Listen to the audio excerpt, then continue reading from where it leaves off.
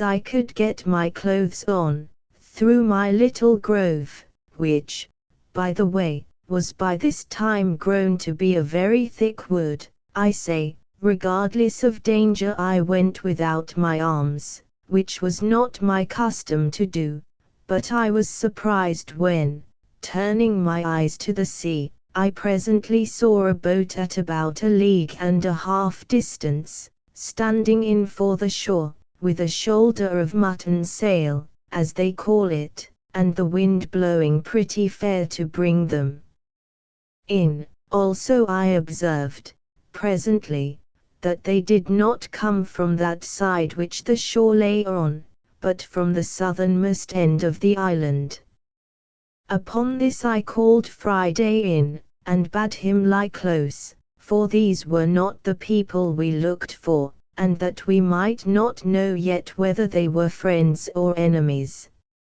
In the next place I went in to fetch my perspective glass to see what I could make of them, and having taken the ladder out, I climbed up to the top of the hill, as I used to do when I was apprehensive of anything, and to take my view the plainer without being discovered. I had scarce set my foot upon the hill when my eye plainly discovered a ship lying at anchor, at about 2.5 leagues distance from me, SSE, but not above 1.5 leagues from the shore. By my observation it appeared plainly to be an English ship, and the boat appeared to be an English longboat. I cannot express the confusion I was in, though the joy of seeing a ship, and one that I had reason to believe was manned by my own countrymen, and consequently friends, was such as I cannot describe, but yet I had some secret doubts hung about me, I cannot tell from whence they came, bidding me keep upon my guard. In the first place, it occurred to me to consider what business an English ship could have in that part of the world, since it was not the way to or from any part of the world where the English had any traffic, and I knew there had been no storms to drive them in distress, and that if they were really English it was most probable that they were here upon no good design, and that I had better continue as I was than fall into the hands of thieves and murderers. Let no man despise the secret hints and notices of danger which sometimes are given him when he may think there is no possibility of its being real. That such hints and notices are given us I believe few that have made any observation of things can deny. That they are certain discoveries of an invisible world, and a converse of spirits, we cannot doubt, and if the tendency of them seems to be to warn us of danger, why should we not suppose they are from some friendly agent, whether supreme, or inferior and subordinate, is not the question, and that they are given for our good. The present question abundantly confirms me in the justice of this reasoning, for had I not been made cautious by this secret admonition, come it from whence it will, I had been done inevitably, and in a far worse condition than before, as you will see presently. I had not kept myself long in this posture till I saw the boat draw near the shore, as if they looked for a creek to thrust in at, for the convenience of landing. However, as they did not come quite far enough, they did not see the little inlet where I formerly landed my rafts, but ran their boat on shore upon the beach, at about 1/2 mile from me, which was very happy for me, for otherwise they would have landed just at my door, as I may say, and would soon have beaten me out of my castle, and perhaps have plundered me of all I had. When they were on shore I was fully satisfied they were Englishmen, at least most of them. 1 or 2 I thought were Dutch, but it did not prove so, There were in all 11 men, whereof 3 of them I found were unarmed and, as I thought, bound, and when the first 4 or 5 of them were jumped on shore, they took those 3 out of the boat as prisoners. One of the 3 I could perceive using the most passionate gestures of entreaty, affliction, and despair, even to a kind of extravagance. The other 2, I could perceive, lifted up their hands sometimes, and appeared concerned indeed, but not to such a degree as the first. I was perfectly confounded at the sight, and knew not what the meaning of it should be. Friday called out to me in English, as well as he could, "O master, you see English mans eat prisoner as well as savage mans." "Why, Friday," says I, "do you think they are going to eat them, then?" "Yes," says Friday, "they will eat them." "No, no," says I, "Friday, I am afraid they will murder them, indeed, but you may be sure they will not eat them."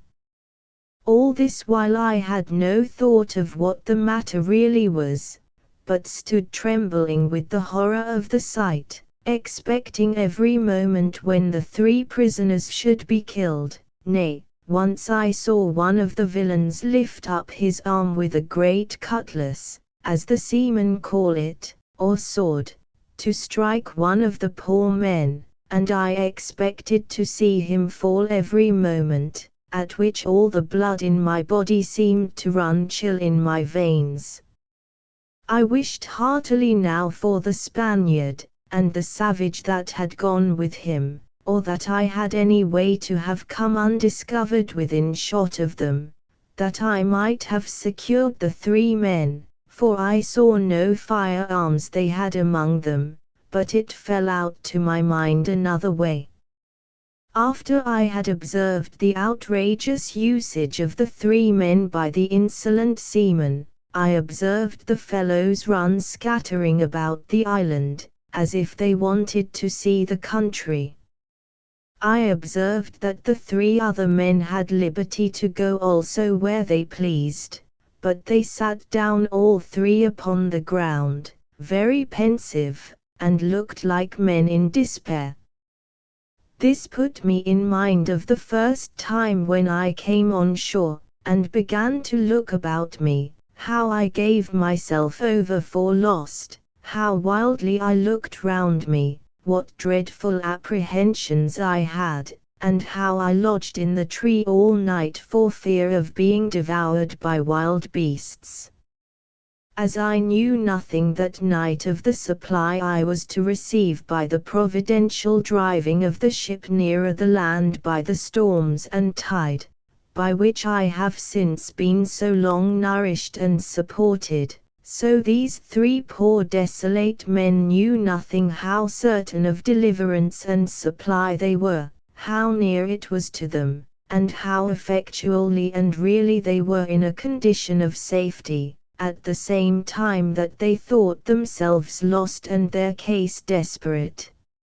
So little do we see before us in the world, and so much reason have we to depend cheerfully upon the great Maker of the world, that He does not leave His creatures so absolutely destitute, but that in the worst circumstances they have always something to be thankful for, and sometimes are nearer deliverance than they imagine, nay, are even brought to their deliverance by the means by which they seem to be brought to their destruction.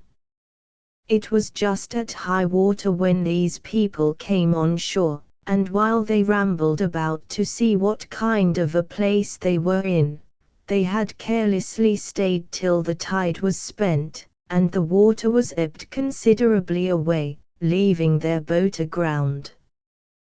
They had left 2 men in the boat, who, as I found afterwards, having drunk a little too much brandy, fell asleep. However, one of them waking a little sooner than the other and finding the boat too fast aground for him to stir it, hallooed out for the rest, who were straggling about, upon which they all soon came to the boat, but it was past all their strength to launch her, the boat being very heavy, and the shore on that side being a soft oozy sand, almost like a quicksand.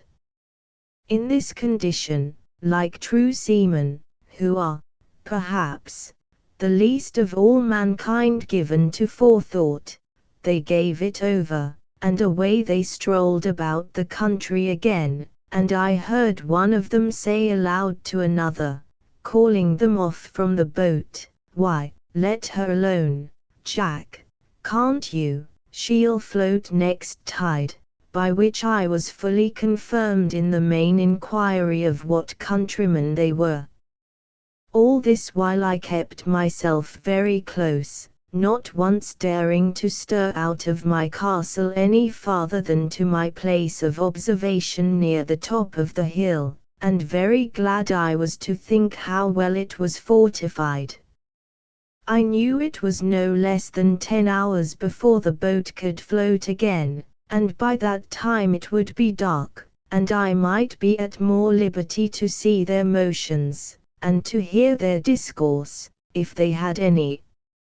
In the meantime I fitted myself up for a battle as before, though with more caution, knowing I had to do with another kind of enemy than I had at first.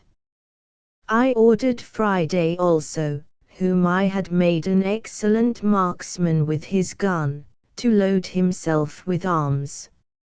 I took myself 2 fowling pieces, and I gave him 3 muskets. My figure, indeed, was very fierce. I had my formidable goatskin coat on, with the great cap I have mentioned, a naked sword by my side, 2 pistols in my belt, and a gun upon each shoulder. It was my design, as I said above, not to have made any attempt till it was dark, but about 2 o'clock, being the heat of the day, I found that they were all gone straggling into the woods, and, as I thought, laid down to sleep. The 3 poor distressed men, too anxious for their condition to get any sleep, had, however, sat down under the shelter of a great tree, at about 1/4 of a mile from me, and, as I thought, out of sight of any of the rest. Upon this I resolved to discover myself to them, and learn something of their condition. Immediately I marched as above, my man Friday at a good distance behind me, as formidable for his arms as I, but not making quite so staring a spectre-like figure as I did. I came as near them undiscovered as I could, and then, before any of them saw me, I called aloud to them in Spanish, "What are ye, gentlemen?" They started up at the noise, but were 10 times more confounded when they saw me, and the uncouth figure that I made. They made no answer at all, but I thought I perceived them just going to fly from me, when I spoke to them in English. "Gentlemen," said I, "do not be surprised at me. Perhaps you may have a friend near when you did not expect it." "He must be sent directly from heaven then," said one of them very gravely to me, and pulling off his hat at the same time to me, "for our condition is past the help of man." "All help is from heaven, sir," said I, "but can you put a stranger in the way to help you, for you seem to be in some great distress. I saw you when you landed, and when you seemed to make application to the brutes that came with you, I saw one of them lift up his sword to kill you." The poor man, with tears running down his face, and trembling, looking like one astonished, returned, "Am I talking to God or man? Is it a real man or an angel?" "Be in no fear about that," Sir, said I, if God had sent an angel to relieve you, he would have come better clothed, and armed after another manner than you see me. Pray lay aside your fears. I am a man, an Englishman, and disposed to assist you. You see I have one servant only, we have arms and ammunition. Tell us freely, can we serve you? What is your case? Our case, sir, said he, is too long to tell you while our murderers are so near us, but, in short, sir, I was commander of that ship, my men have mutinied against me, they have been hardly prevailed on not to murder me, and, at last, have set me on shore in this desolate place, with these 2 men with me, one my mate, the other a passenger, where we expected to perish, believing the place to be uninhabited, and know not yet what to think of it. Where are these brutes, your enemies? Said I, do you know where they are gone? There they lie, sir, said he, pointing to a thicket of trees. My heart trembles for fear they have seen us and heard you speak. If they have, they will certainly murder us all. Have they any firearms? Said I. He answered, they had only 2 pieces, one of which they left in the boat. Well, then, said I, leave the rest to me. I see they are all asleep. It is an easy thing to kill them all, but shall we rather take them prisoners? He told me there were 2 desperate villains among them that it was scarce safe to show any mercy to, but if they were secured, he believed all the rest would return to their duty. I asked him which they were. He told me he could not at that distance distinguish them, but he would obey my orders in anything I would direct. Well, says I, let us retreat out of their view or hearing, lest they awake, and we will resolve further. So they willingly went back with me, till the woods covered us from them. Look you, sir, said I, if I venture upon your deliverance, are you willing to make 2 conditions with me? He anticipated my proposals by telling me that both he and the ship, if recovered, should be wholly directed and commanded by me in everything, and if the ship was not recovered, he would live and die with me in what part of the world soever I would send him, and the 2 other men said the same.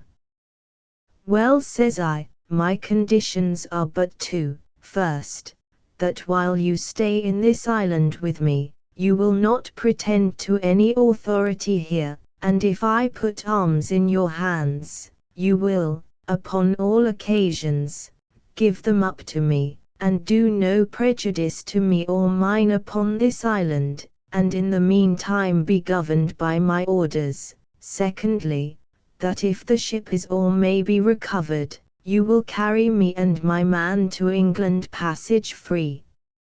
He gave me all the assurances that the invention or faith of man could devise that he would comply with these most reasonable demands, and besides would owe his life to me, and acknowledge it upon all occasions as long as he lived. Well, then, said I, here are 3 muskets for you, with powder and ball. Tell me next what you think is proper to be done. He showed all the testimonies of his gratitude that he was able, but offered to be wholly guided by me.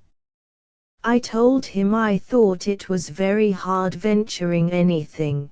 but the best method I could think of was to fire on them at once as they lay, and if any were not killed at the first volley, and offered to submit, we might save them, and so put it wholly upon God's providence to direct the shot.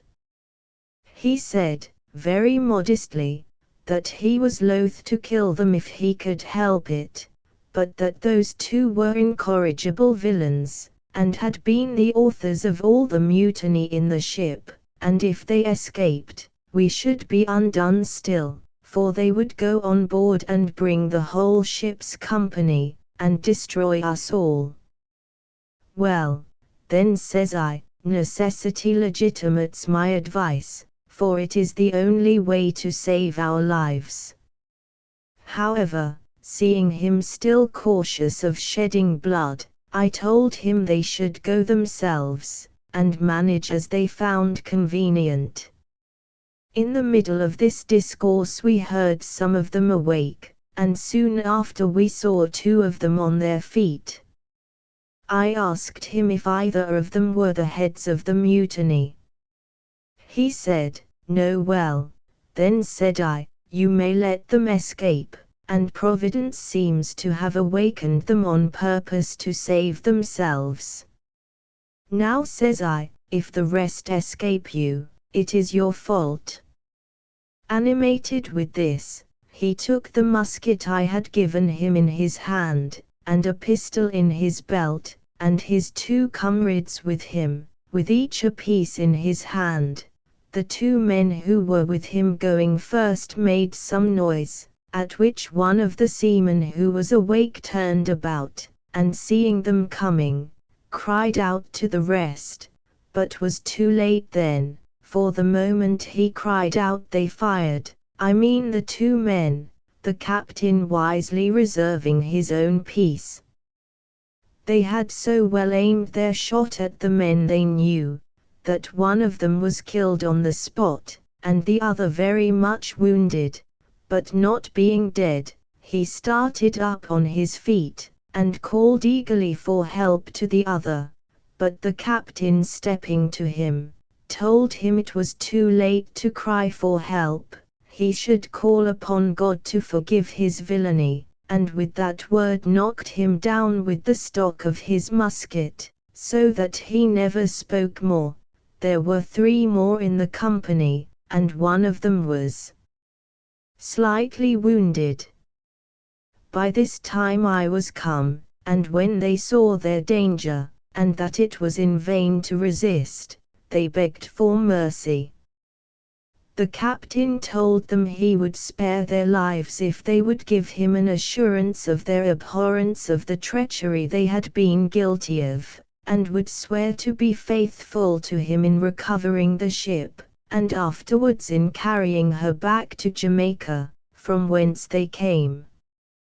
They gave him all the protestations of their sincerity that could be desired, and he was willing to believe them, and spare their lives, which I was not against, only that I obliged him to keep them bound hand and foot while they were on the island. While this was doing, I sent Friday with the captain's mate to the boat with orders to secure her, and bring away the oars and sails, which they did, and by 3 straggling men, that were, happily for them, parted from the rest, came back upon hearing the guns fired, and seeing the captain, who was before their prisoner, now their conqueror, they submitted to be bound also, and so our victory was complete. It now remained that the captain and I should inquire into one another's circumstances. I began first, and told him my whole history, which he heard with an attention even to amazement, and particularly at the wonderful manner of my being furnished with provisions and ammunition, and, indeed, as my story is a whole collection of wonders, it affected him deeply. But when he reflected from thence upon himself, and how I seemed to have been preserved there on purpose to save his life, the tears ran down his face, and he could not speak a word more.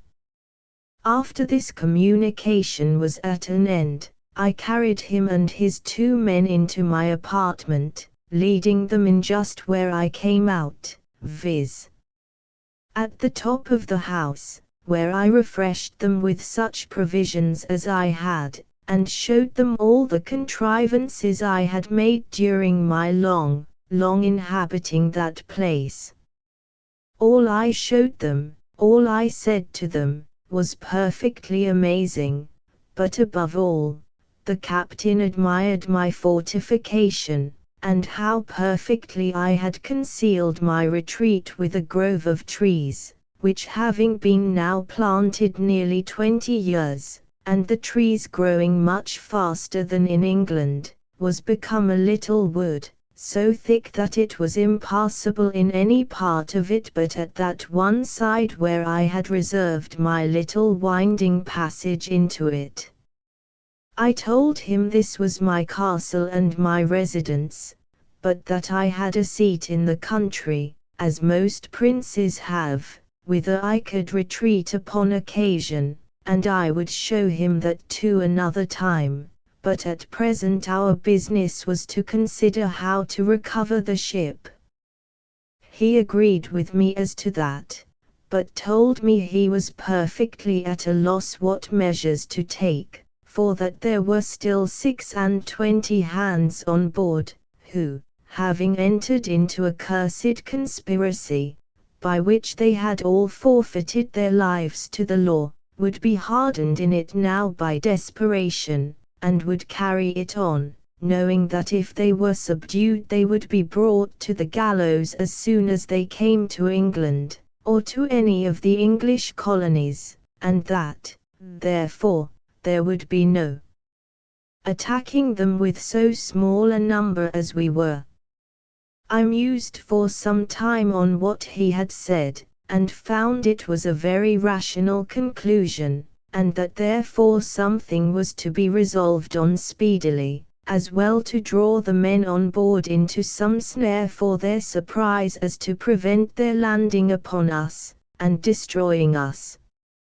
Upon this, it presently occurred to me that in a little while the ship's crew, wondering what was become of their comrades and of the boat, would certainly come on shore in their other boat to look for them, and that then, perhaps, they might come armed, and be too strong for us. This he allowed to be rational. Upon this, I told him the first thing we had to do was to stave the boat which lay upon the beach, so that they might not carry her off, and taking everything out of her, leave her so far useless as not to be fit to swim. Accordingly, we went on board, took the arms which were left on board out of her, and whatever else we found there, which was a bottle of brandy, and another of rum, a few biscuit cakes, a horn of powder, and a great lump of sugar in a piece of canvas. The sugar was 5 or 6 pounds all, which was very welcome to me, especially the brandy and sugar, of which I had had none left for many years.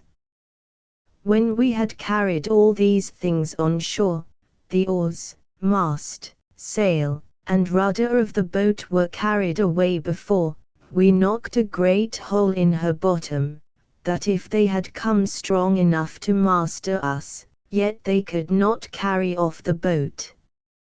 Indeed, it was not much in my thoughts that we could be able to recover the ship, but my view was, that if they went away without the boat, I did not much question to make her again fit to carry us to the Leeward Islands, and call upon our friends the Spaniards in my way, for I had them still in my thoughts. Chapter 18. The ship recovered while we were thus preparing our designs, and had first, by main strength, heaved the boat upon the beach, so high that the tide would not float her off at high water mark, and besides, had broke a hole in her bottom too big to be quickly stopped, and were set down musing what we should do. We heard the ship fire a gun, and make a waft with her ensign as a signal for the boat to come on board, but no boat stirred, and they fired several times, making other signals for the boat.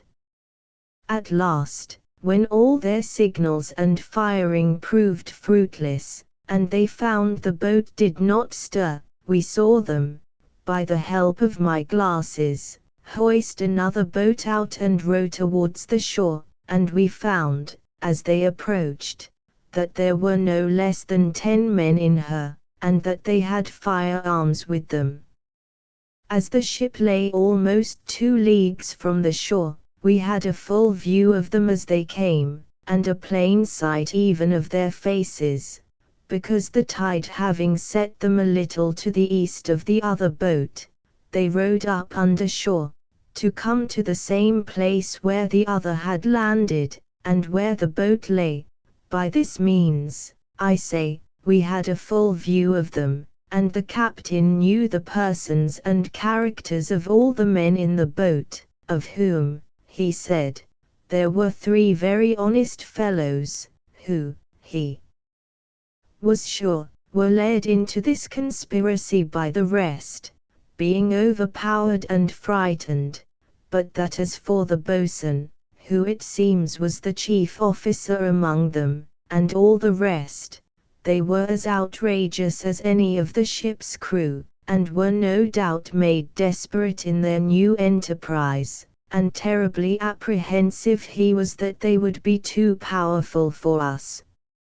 I smiled at him, and told him that men in our circumstances were past the operation of fear, that seeing almost every condition that could be was better than that which we were supposed to be in, we ought to expect that the consequence, whether death or life, would be sure to be a deliverance.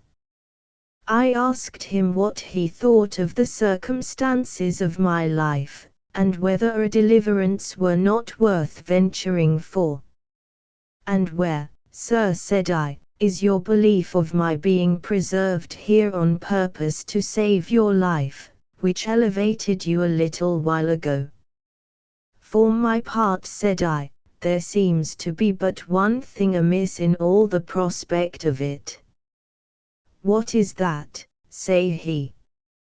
Why, said I, it is, that as you say there are 3 or 4 honest fellows among them which should be spared. Had they been all of the wicked part of the crew, I should have thought God's providence had singled them out to deliver them into your hands, for depend upon it, every man that comes ashore is our own, and shall die or live as they behave to us.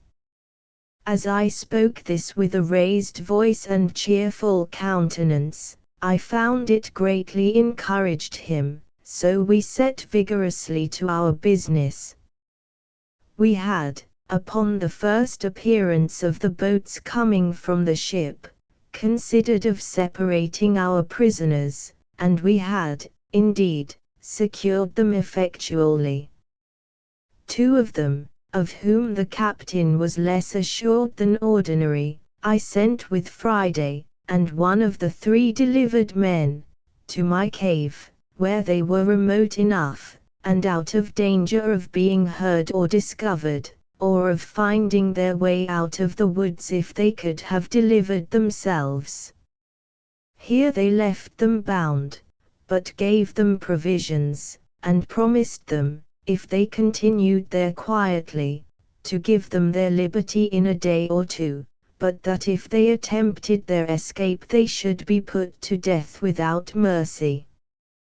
They promised faithfully to bear their confinement with patience, and were very thankful that they had such good usage as to have provisions and light left them, for Friday gave them candles, such as we made ourselves, for their comfort, and they did not know but that he stood sentinel over them at the entrance.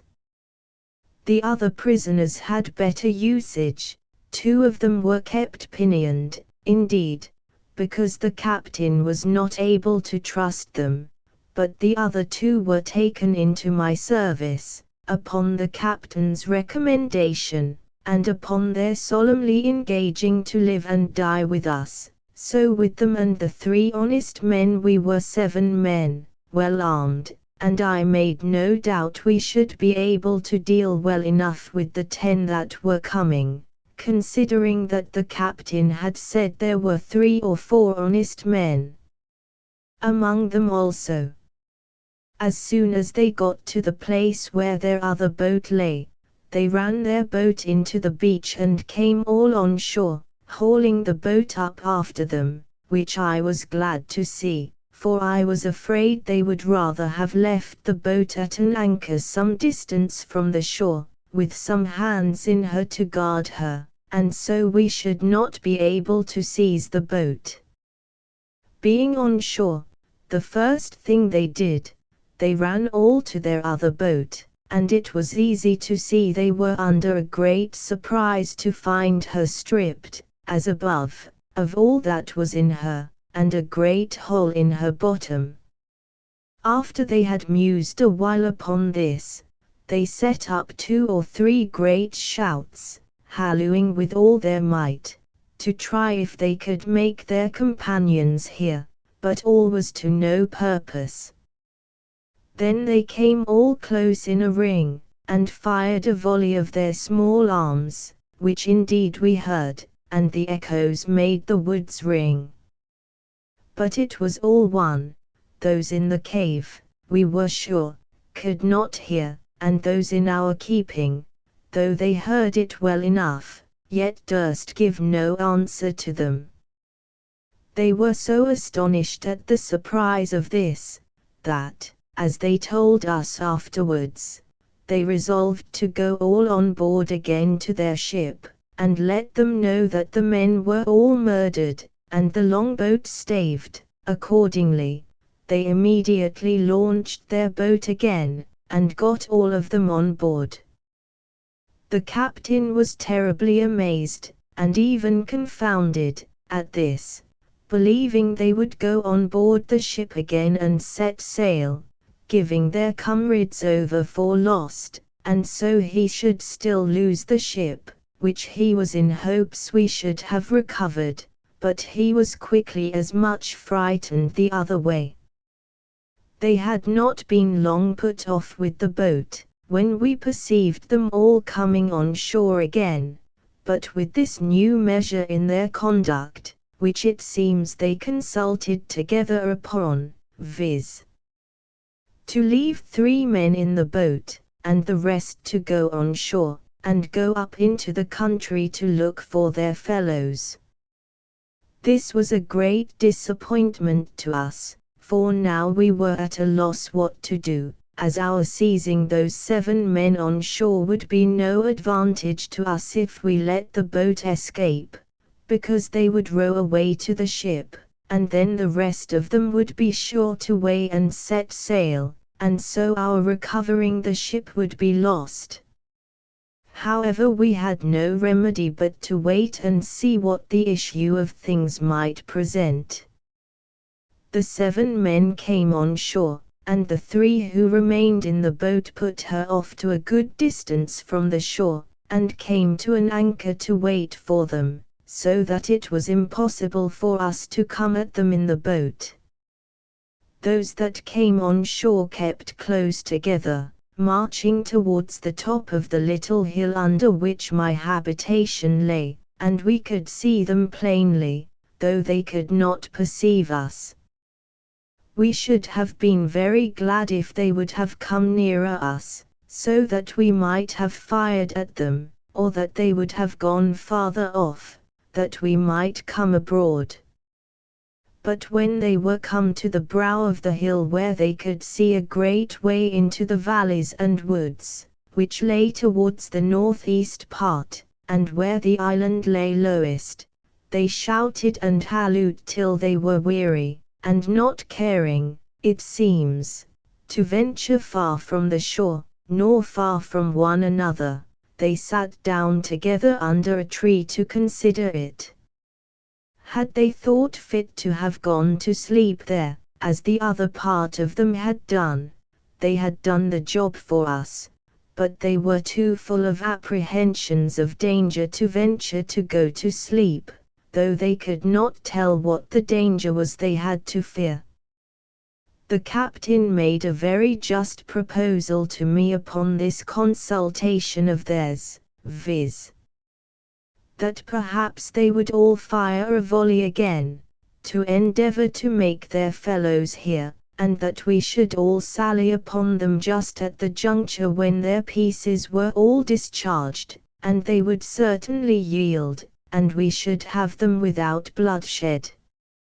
I liked this proposal, provided it was done while we were near enough to come up to them before they could load their pieces again. But this event did not happen, and we lay still a long time, very irresolute what course to take. At length I told them there would be nothing done, in my opinion, till night, and then, if they did not return to the boat, perhaps we might find a way to get between them and the shore, and so might use some stratagem with them in the boat to get them on shore. We waited a great while, though very impatient for their removing, and were very uneasy when, after long consultation, we saw them all start up and march down towards the sea. It seems they had such dreadful apprehensions of the danger of the place that they resolved to go on board the ship again, give their companions over for lost, and so go on with their intended voyage with the ship. As soon as I perceived them go towards the shore, I imagined it to be as it really was, that they had given over their search, and were going back again, and the captain, as soon as I told him my thoughts, was ready to sink at the apprehensions of it, but I presently thought of a stratagem to fetch them back again, and which answered my end to a tittle. I ordered Friday and the captain's mate to go over the little creek westward, towards the place where the savages came on shore, when Friday was rescued, and so soon as they came to a little rising ground, at about half a mile distant, I bid them halloo out, as loud as they could, and wait till they found the seamen heard them, that as soon as ever they heard the seamen answer them, they should return it again, and then, keeping out of sight, take a round, always answering when the others hallooed, to draw them as far into the island and among the woods as possible, and then wheel about again to me by such ways as I directed them. They were just going into the boat when Friday and the mate hallooed, and they presently heard them, and answering, ran along the shore westward, towards the voice they heard, when they were stopped by the creek, where the water being up, they could not get over, and called for the boat to come up and set them over, as, indeed, I expected. When they had set themselves over, I observed that the boat being gone a good way into the creek, and, as it were, in a harbour within the land, they took one of the 3 men out of her, to go along with them, and left only 2 in the boat, having fastened her to the stump of a little tree on the shore. This was what I wished for, and immediately leaving Friday and the captain's mate to their business, I took the rest with me, and, crossing the creek out of their sight, we surprised the 2 men before they were aware, one of them lying on the shore, and the other being in the boat. The fellow on shore was between sleeping and waking, and going to start up. The captain, who was foremost, ran in upon him, and knocked him down, and then called out to him in the boat to yield, or he was a dead man. They needed very few arguments to persuade a single man to yield, when he saw 5 men upon him and his comrade knocked down. Besides, this was, it seems, one of the 3 who were not so hearty in the mutiny as the rest of the crew, and therefore was easily persuaded not only to yield, but afterwards to join very sincerely with us. In the meantime, Friday and the captain's mate so well managed their business with the rest that they drew them, by hallooing and answering, from one hill to another, and from one wood to another, till they not only heartily tired them, but left them where they were, very sure they could not reach back to the boat before it was dark, and, indeed, they were heartily tired themselves also, by the time they came back to us. We had nothing now to do but to watch for them in the dark, and to fall upon them, so as to make sure work with them. It was several hours after Friday came back to me before they came back to their boat, and we could hear the foremost of them, long before they came quite up, calling to those behind to come along, and could also hear them answer, and complain how lame and tired they were, and not able to come any faster, which was very welcome news to us. At length they came up to the boat, but it is impossible to express their confusion when they found the boat fast aground in the creek, the tide ebbed out, and their 2 men gone. We could hear them call one to another in a most lamentable manner, telling one another they were got into an enchanted island, that either there were inhabitants in it, and they should all be murdered, or else there were devils and spirits in it, and they should be all carried away and devoured. They hallooed again, and called their 2 comrades by their names a great many times, but no answer. After some time we could see them, by the little light there was, run about, wringing their hands like men in despair, and sometimes they would go and sit down in the boat to rest themselves, then come ashore again, and walk about again, and so the same thing over again. My men would fain have had me give them leave to fall upon them at once in the dark, but I was willing to take them at some advantage, so as to spare them, and kill as few of them as I could, and especially I was unwilling to hazard the killing of any of our men, knowing the others were very well armed.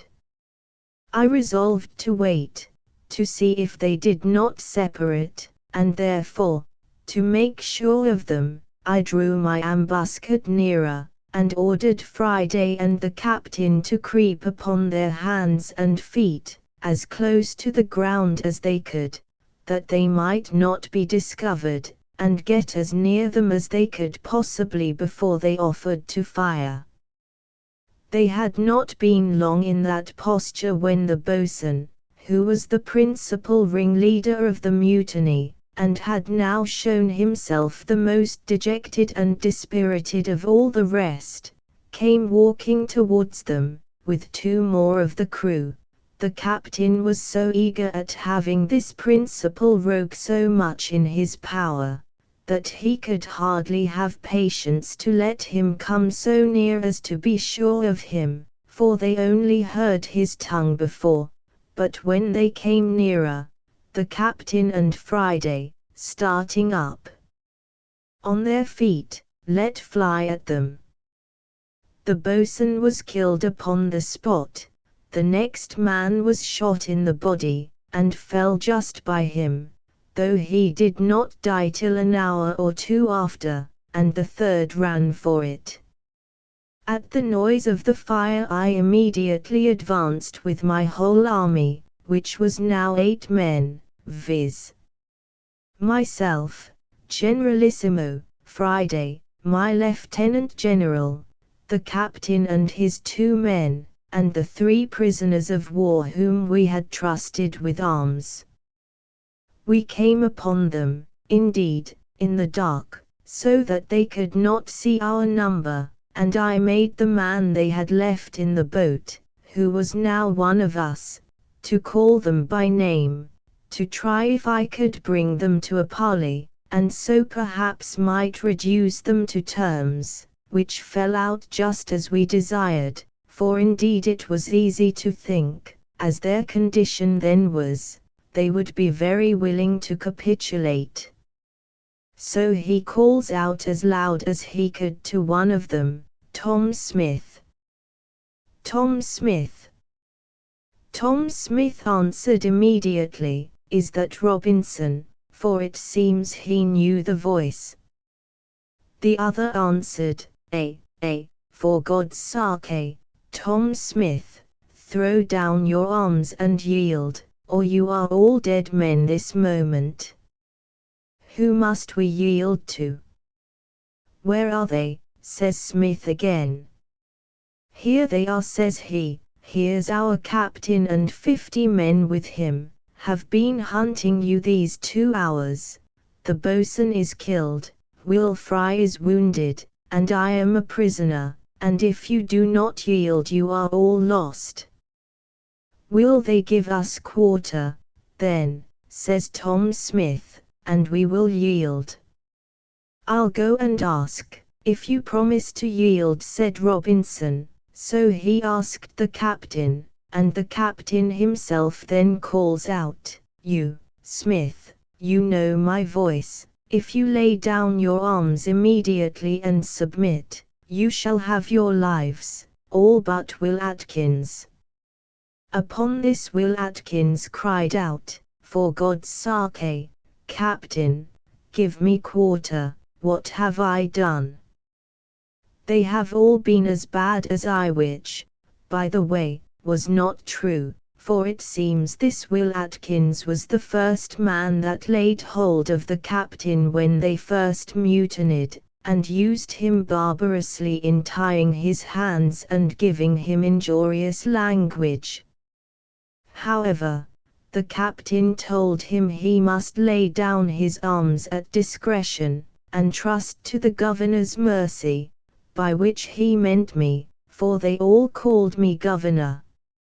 In a word, they all laid down their arms and begged their lives, and I sent the man that had parleyed with them, and 2 more, who bound them all, and then my great army of 50 men, which, with those 3, were in all but 8, came up and seized upon them, and upon their boat, only that I kept myself and 1 more out of sight for reasons of state. Our next work was to repair the boat, and think of seizing the ship, and as for the captain, now he had leisure to parley with them, he expostulated with them upon the villainy of their practices with him, and upon the further wickedness of their design, and how certainly it must bring them to misery and distress in the end, and perhaps to the gallows. They all appeared very penitent, and begged hard for their lives. As for that, he told them they were not his prisoners, but the commanders of the island, that they thought they had set him on shore in a barren, uninhabited island, but it had pleased God so to direct them that it was inhabited, and that the governor was an Englishman, that he might hang them all there, if he pleased, but as he had given them all quarter, he supposed he would send them to England, to be dealt with there as justice required, except Atkins, whom he was commanded by the governor to advise to prepare for death, for that he would be hanged in the morning. Though this was all but a fiction of his own, yet it had its desired effect. Atkins fell upon his knees to beg the captain to intercede with the governor for his life, and all the rest begged of him, for God's sake, that they might not be sent to England.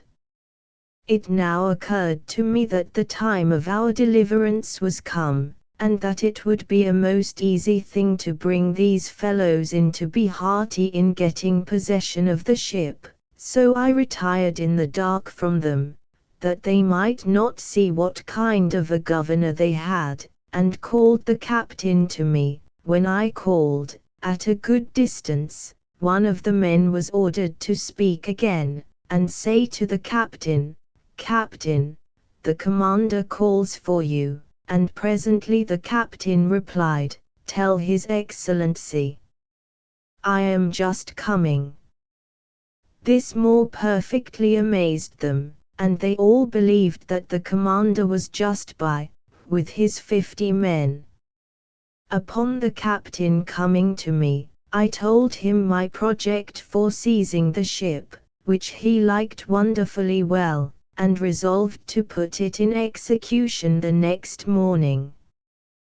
But, in order to execute it with more art, and to be secure of success, I told him we must divide the prisoners, and that he should go and take Atkins, and 2 more of the worst of them, and send them pinioned to the cave where the others lay. This was committed to Friday and the 2 men who came on shore with the captain. They conveyed them to the cave as to a prison, and it was, indeed, a dismal place, especially to men in their condition. The others I ordered to my bower, as I called it, of which I have given a full description, and as it was fenced in, and they pinioned, the place was secure enough, considering they were upon their behavior. To these in the morning I sent the captain, who was to enter into a parley with them, in a word, to try them, and tell me whether he thought they might be trusted or not to go on board and surprise the ship. He talked to them of the injury done him, of the condition they were brought to, and that though the governor had given them quarter for their lives as to the present action, yet that if they were sent to England they would all be hanged in chains, but that if they would join in so just an attempt as to recover the ship, he would have the governor's engagement for their pardon. Any one may guess how readily such a proposal would be accepted by men in their condition. They fell down on their knees to the captain, and promised, with the deepest imprecations, that they would be faithful to him to the last drop, and that they should owe their lives to him, and would go with him all over the world, that they would own him as a father to them as long as they lived. "Well," says the captain, "I must go and tell the governor what you say, and see what I can do to bring him to consent to it." So he brought me an account of the temper he found them in, and that he verily believed they would be faithful. However, that we might be very secure, I told him he should go back again and choose out those 5, and tell them, that they might see he did not want men, that he would take out those 5 to be his assistants, and that the governor would keep the other 2, and the 3 that were sent prisoners to the castle, my cave, as hostages for the fidelity of those 5, and that if they proved unfaithful in the execution, the 5 hostages should be hanged in chains alive on the shore. This looked severe, and convinced them that the governor was in earnest. However, they had no way left them but to accept it, and it was now the business of the prisoners, as much as of the captain, to persuade the other 5 to do their duty. Our strength was now thus ordered for the expedition: first, the captain, his mate, and passenger; second, the 2 prisoners of the first gang, to whom, having their character from the captain, I had given their liberty, and trusted them with arms; third, the other 2 that I had kept till now in my bower, pinioned, but on the captain's motion had now released; fourth, these 5 released at last, so that there were 12 in all, besides 5 we kept prisoners in the cave for hostages.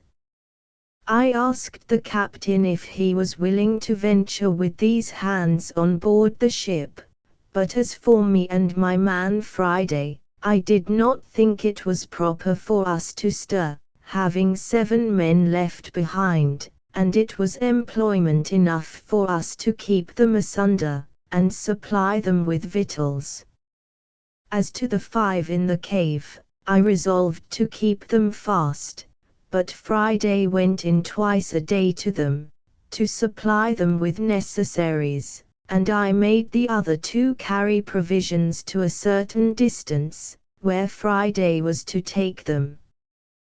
When I showed myself to the 2 hostages, it was with the captain, who told them I was the person the governor had ordered to look after them, and that it was the governor's pleasure they should not stir anywhere but by my direction, that if they did, they would be fetched into the castle, and be laid in irons, so that as we never suffered them to see me as governor, I now appeared as another person, and spoke of the governor, the garrison, the castle, and the like, upon all occasions. The captain now had no difficulty before him, but to furnish his 2 boats, stop the breach of one, and man them. He made his passenger captain of one, with 4 of the men, and himself, his mate, and 5 more, went in the other, and they contrived their business very well, for they came up to the ship about midnight. As soon as they came within call of the ship, he made Robinson hail them, and tell them they had brought off the men and the boat, but that it was a long time before they had found them, and the like, holding them in a chat till they came to the ship's side, when the captain and the mate entering first with their arms, immediately knocked down the second mate and carpenter with the butt end of their muskets. Being very faithfully seconded by their men, they secured all the rest that were upon the main and quarter decks, and began to fasten the hatches, to keep them down that were below, when the other boat and their men, entering at the fore chains, secured the forecastle of the ship, and the scuttle which went down into the cook room, making 3 men they found their prisoners. When this was done, and all safe upon deck, the captain ordered the mate, with 3 men, to break into the round house, where the new rebel captain lay, who, having taken the alarm, had got up, and with 2 men and a boy had got firearms in their hands, and when the mate, with a crow, split open the door, the new captain and his men fired boldly among them, and wounded the mate with a musket ball, which broke his arm, and wounded 2 more of the men, but killed nobody. The mate, calling for help, rushed, however, into the round house, wounded as he was, and, with his pistol, shot the new captain through the head, the bullet entering at his mouth, and came out again behind one of his ears, so that he never spoke a word more, upon which the rest yielded, and the ship was taken effectually, without any more lives lost. As soon as the ship was thus secured, the captain ordered 7 guns to be fired, which was the signal agreed upon with me to give me notice of his success, which, you may be sure, I was very glad to hear, having sat watching upon the shore for it till near 2 o'clock in the morning. Having thus heard the signal plainly, I laid me down, and it having been a day of great fatigue to me, I slept very sound, till I was surprised with the noise of a gun, and presently starting up, I heard a man call me by the name of Governor. Governor, and presently I knew the captain's voice, when, climbing up to the top of the hill, there he stood, and, pointing to the ship, he embraced me in his arms. My dear friend and deliverer, says he, there's your ship, for she is all yours, and so are we, and all that belong to her. I cast my eyes to the ship, and there she rode, within little more than half a mile of the shore, for they had weighed her anchor as soon as they were masters of her, and, the weather being fair, had brought her to an anchor just against the mouth of the little creek, and the tide being up, the captain had brought the pinnace in near the place where I had first landed my rafts, and so landed just at my door. I was at first ready to sink down with the surprise, for I saw my deliverance, indeed, visibly put into my hands, all things easy, and a large ship just ready to carry me away whither I pleased to go. At first, for some time, I was not able to answer him one word, but as he had taken me in his arms I held fast by him, or I should have fallen to the ground. He perceived the surprise, and immediately pulled a bottle out of his pocket and gave me a dram of cordial, which he had brought on purpose for me. After I had drunk it, I sat down upon the ground, and though it brought me to myself, yet it was a good while before I could speak a word to him. All this time the poor man was in as great an ecstasy as I, only not under any surprise as I was, and he said 1,000 kind and tender things to me, to compose and bring me to myself, but such was the flood of joy in my breast, that it put all my spirits into confusion. At last it broke out into tears, and in a little while after I recovered my speech. I then took my turn, and embraced him as my deliverer, and we rejoiced together. I told him I looked upon him as a man sent by heaven to deliver me, and that the whole transaction seemed to be a chain of wonders, that such things as these were the testimonies we had of a secret hand of Providence governing the world, and an evidence that the eye of an infinite power could search into the remotest corner of the world, and send help to the miserable whenever he pleased.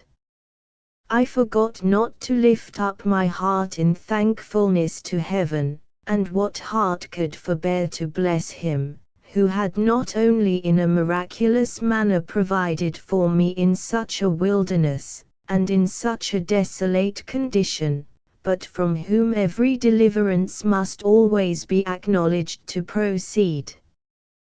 When we had talked a while, the captain told me he had brought me some little refreshment, such as the ship afforded, and such as the wretches that had been so long his masters had not plundered him of. Upon this, he called aloud to the boat, and bade his men bring the things ashore that were for the governor, and, indeed, it was a present as if I had been one that was not to be carried away with them, but as if I had been to dwell upon the island still. First, he had brought me a case of bottles full of excellent cordial waters, 6 large bottles of Madeira wine. The bottles held 2 quarts each, 2 pounds of excellent good tobacco, 12 good pieces of the ship's beef, and 6 pieces of pork, with a bag of peas, and about 100 weight of biscuit. He also brought me a box of sugar, a box of flour, a bag full of lemons, and 2 bottles of lime juice, and abundance of other things. But besides these, and what was 1,000 times more useful to me, he brought me 6 new clean shirts, 6 very good neckcloths, 2 pair of gloves, 1 pair of shoes, a hat, and 1 pair of stockings, with a very good suit of clothes of his own, which had been worn but very little. In a word, he clothed me from head to foot. It was a very kind and agreeable present, as any one may imagine, to one in my circumstances, but never was anything in the world of that kind so unpleasant, awkward, and uneasy as it was to me to wear such clothes at first. After these ceremonies were past, and after all his good things were brought into my little apartment, we began to consult what was to be done with the prisoners we had, for it was worth considering whether we might venture to take them with us or no, especially two of them, whom he knew to be incorrigible and refractory to the last degree, and the captain said he knew they were such rogues that there was no obliging them, and if he did carry them away, it must be in irons, as malefactors, to be delivered over to justice at the first English colony he could come to, and I found that the captain himself was very anxious about it.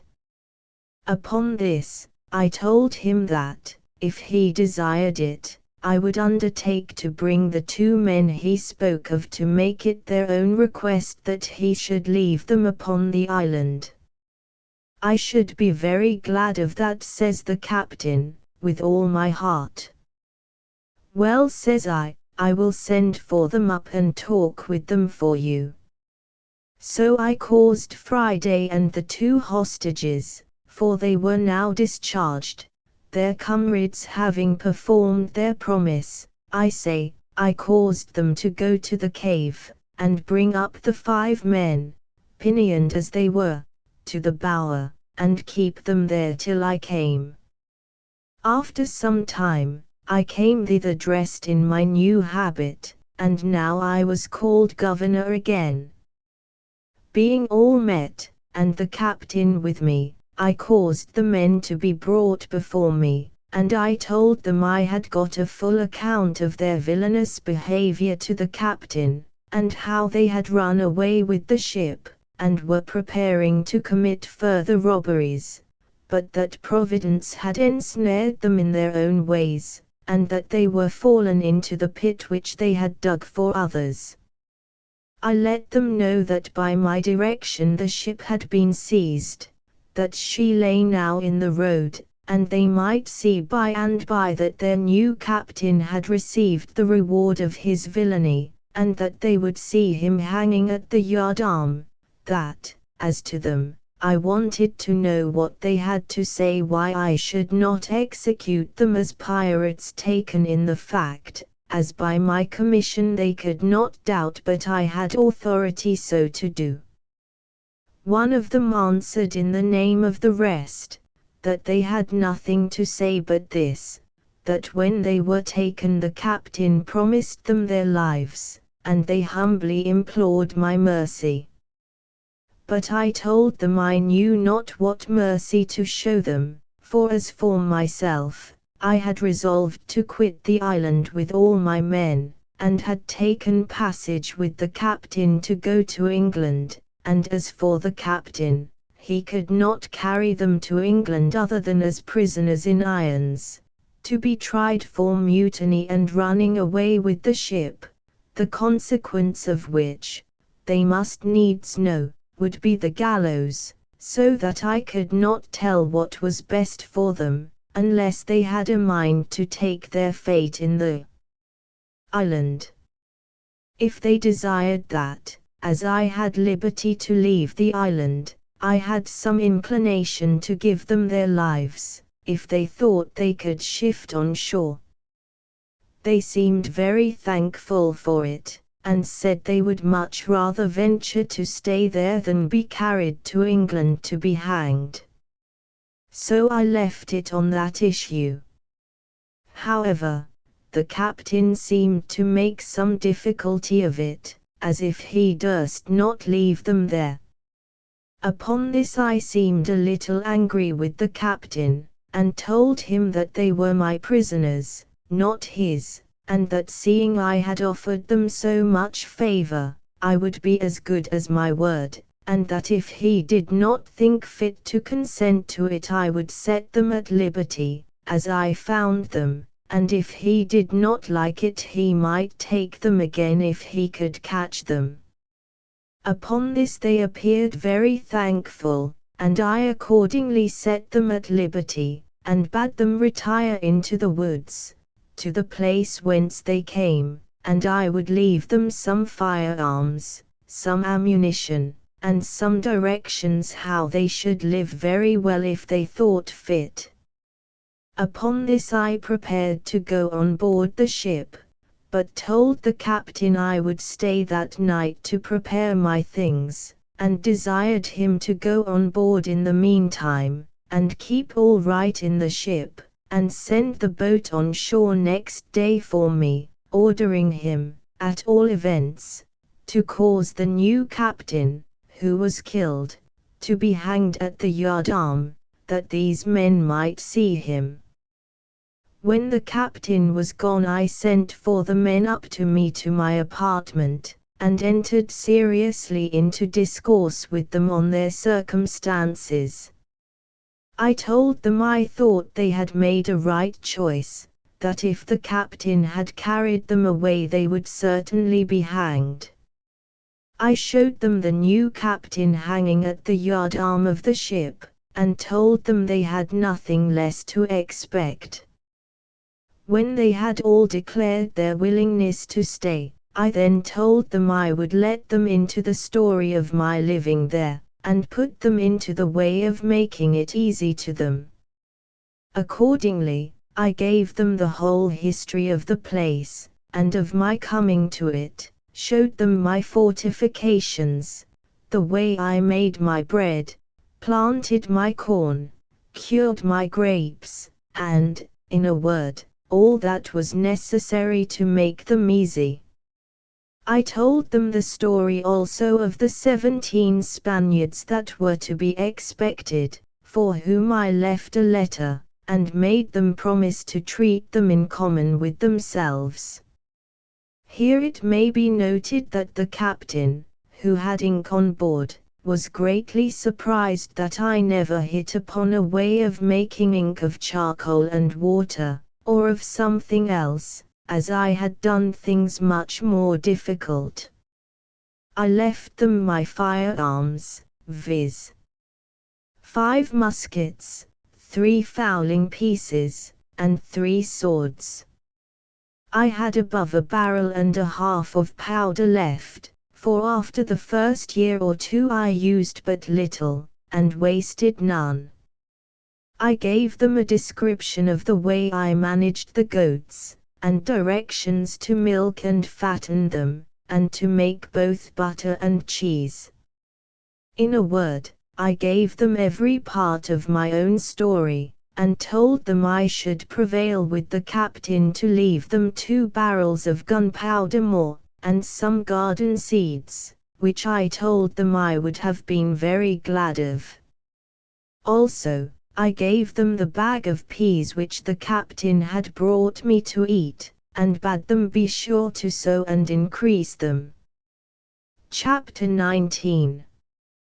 Return to England. Having done all this I left them the next day, and went on board the ship. We prepared immediately to sail, but did not weigh that night.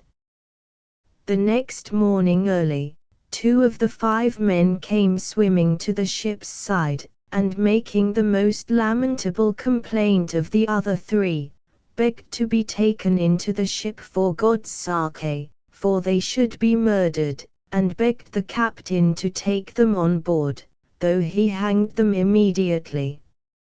Upon this the captain pretended to have no power without me, but after some difficulty, and after their solemn promises of amendment, they were taken on board, and were, some time after, soundly whipped and pickled, after which they proved very honest and quiet fellows.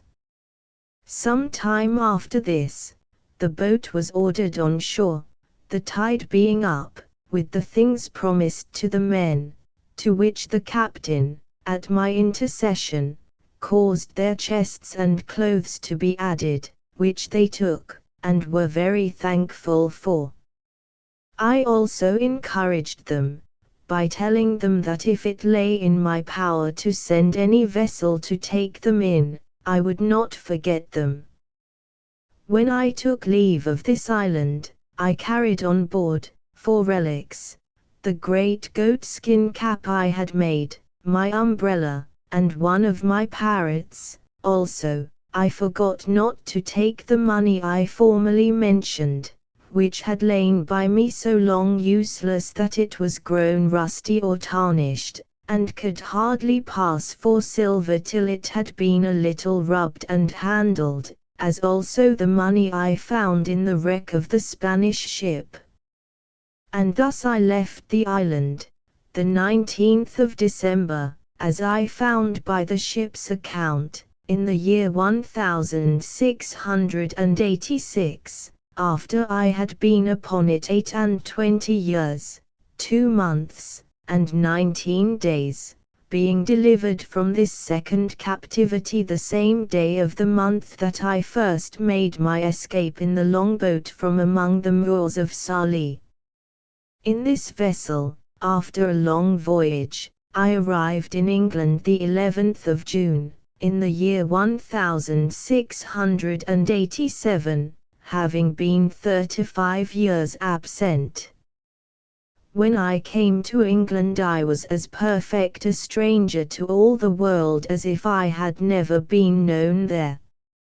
My benefactor and faithful steward, whom I had left my money in trust with, was alive, but had had great misfortunes in the world, was become a widow the second time, and very low in the world. I made her very easy as to what she owed me, assuring her I would give her no trouble, but, on the contrary, in gratitude for her former care and faithfulness to me, I relieved her as my little stock would afford, which at that time would, indeed, allow me to do but little for her, but I assured her I would never forget her former kindness to me, nor did I forget her when I had sufficient to help her, as shall be observed in its proper place. I went down afterwards into Yorkshire, but my father was dead, and my mother and all the family extinct, except that I found 2 sisters, and 2 of the children of one of my brothers, and as I had been long ago given over for dead, there had been no provision made for me, so that, in a word, I found nothing to relieve or assist me, and that the little money I had would not do much for me as to settling in the world. I met with one piece of gratitude indeed, which I did not expect, and this was, that the master of the ship, whom I had so happily delivered, and by the same means saved the ship and cargo, having given a very handsome account to the owners of the manner how I had saved the lives of the men and the ship, they invited me to meet them and some other merchants concerned, and altogether made me a very handsome compliment upon the subject, and a present of almost £200 sterling. But after making several reflections upon the circumstances of my life, and how little way this would go towards settling me in the world, I resolved to go to Lisbon, and see if I might not come at some information of the state of my plantation in the Brazils, and of what was become of my partner, who, I had reason to suppose, had some years past given me over for dead. With this view I took shipping for Lisbon, where I arrived in April following, my man Friday accompanying me very honestly in all these ramblings, and proving a most faithful servant upon all occasions. When I came to Lisbon, I found out, by inquiry, and to my particular satisfaction, my old friend, the captain of the ship who first took me up at sea off the shore of Africa. He was now grown old, and had left off going to sea, having put his son, who was far from a young man, into his ship, and who still used the Brazil trade. The old man did not know me, and indeed I hardly knew him.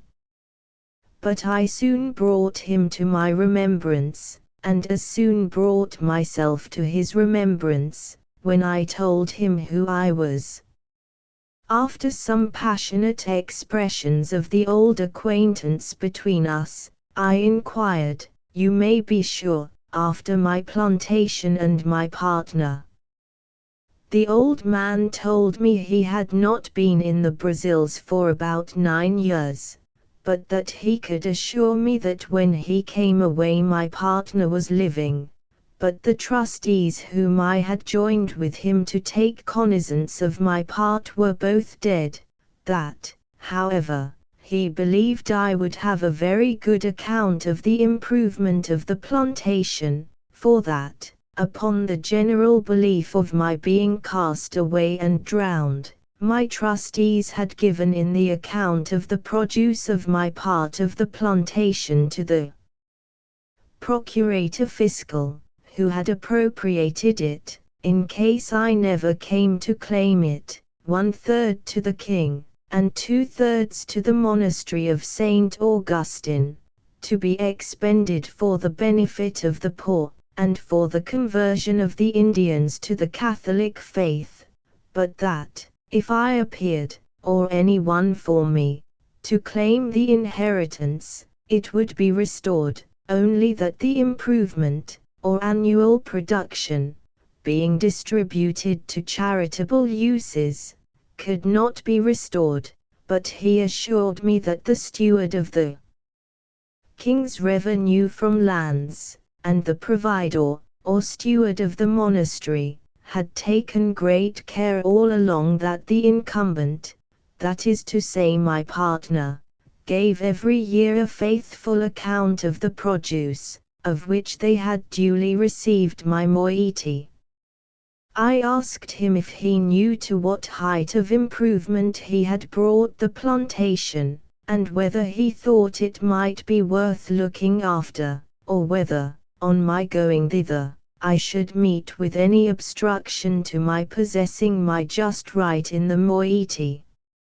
He told me he could not tell exactly to what degree the plantation was improved, but this he knew, that my partner was grown exceeding rich upon the enjoying his part of it, and that, to the best of his remembrance, he had heard that the king's third of my part, which was, it seems, granted away to some other monastery or religious house, amounted to above 200 muadors a year, that as to my being restored to a quiet possession of it, there was no question to be made of that, my partner being alive to witness my title, and my name being also enrolled in the register of the country. Also he told me that the survivors of my 2 trustees were very fair, honest people, and very wealthy, and he believed I would not only have their assistance for putting me in possession, but would find a very considerable sum of money in their hands for my account, being the produce of the farm while their fathers held the trust, and before it was given up, as above, which, as he remembered, was for about 12 years. I showed myself a little concerned and uneasy at this account, and inquired of the old captain how it came to pass that the trustees should thus dispose of my effects, when he knew that I had made my will, and had made him, the Portuguese captain, my universal heir, and c. He told me that was true, but that as there was no proof of my being dead, he could not act as executor until some certain account should come of my death, and, besides, he was not willing to intermeddle with a thing so remote, that it was true he had registered my will, and put in his claim, and could he have given any account of my being dead or alive, he would have acted by procuration, and taken possession of the ingenio, so they call the sugar house, and have given his son, who was now at the Brazils, orders to do it. But says the old man, I have one piece of news to tell you. which perhaps may not be so acceptable to you as the rest, and that is, believing you were lost, and all the world believing so also, your partner and trustees did offer to account with me, in your name, for the first 6 or 8 years' profits, which I received.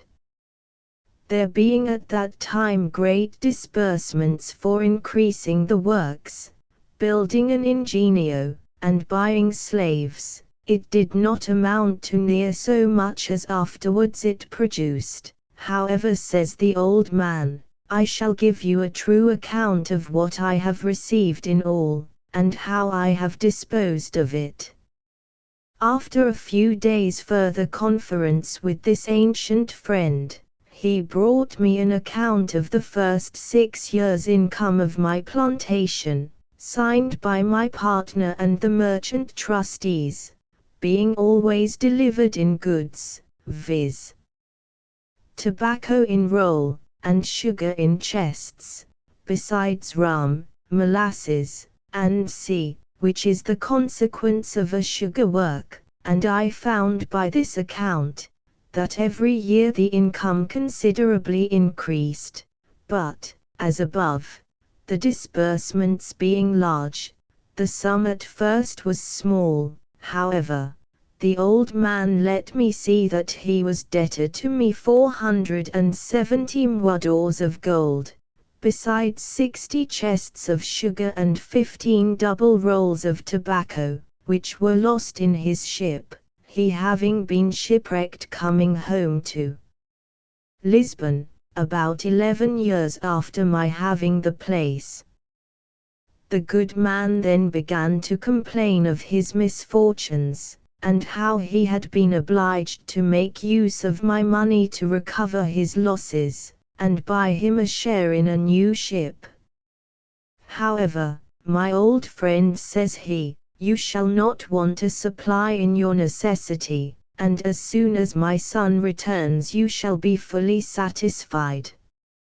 Upon this he pulls out an old pouch, and gives me 160 Portugal muddors in gold, and giving the writings of his title to the ship, which his son was gone to the Brazils in, of which he was quarter part owner, and his son another, he puts them both into my hands for security of the rest. I was too much moved with the honesty and kindness of the poor man able to bear this,